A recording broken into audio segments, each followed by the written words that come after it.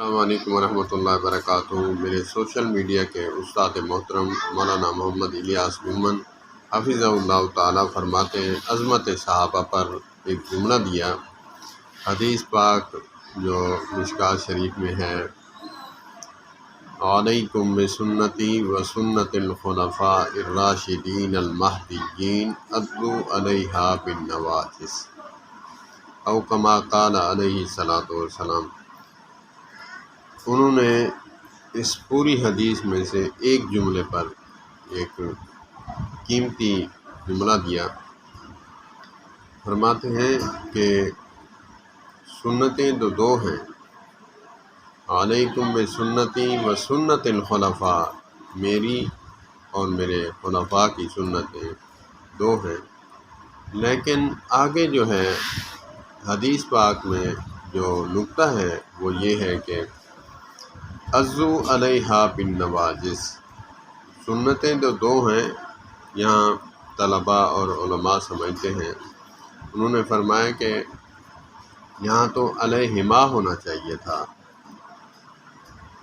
جیسے حدیث پاک میں ہے، قال النبی صلی اللہ تبارک و تعالی علیہ وسلم،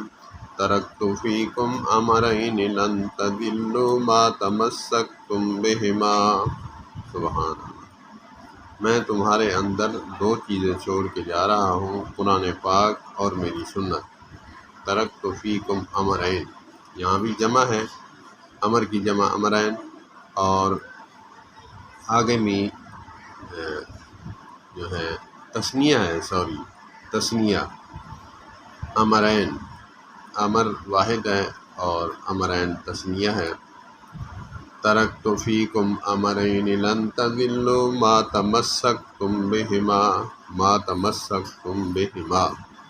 اور وہاں بھی آیا تھا عضوا علیہا بالنواجذ، کہ سنتیں تو دو ہیں، تو اس کو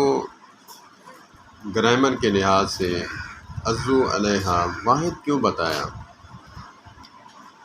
مولانا محمد الیاس مومن حفظہ اللہ تعالیٰ فرماتے ہیں کہ اللہ عز و جل کو پتہ تھا کہ لوگ آئیں گے، صحابہ کرام کو نہیں مانیں گے، کہیں گے کہ ہم نے کلمہ تو نبی کا پڑھا ہے، ہم نبی کی بات مانیں گے، تو یہاں قیامت تک آنے کے لیے جو ہے وہ حدیث پاک نبی پاک صلی اللہ علیہ وآلہ وسلم کی زبان مبارک سے ادا فرمائی، جو بات پکی ہو گئی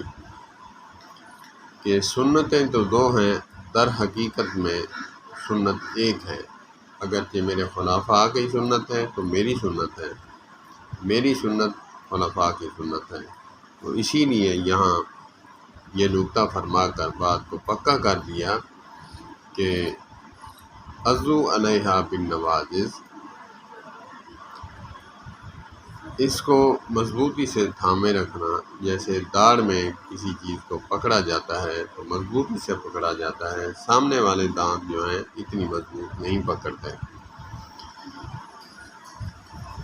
اللہ پاک ہمیں صحابہ کرام خصوصاً خلفائے راشدین کی عظمت، رفعت، بلندی، عظمت ماننے کی توفیق عطا فرمائے،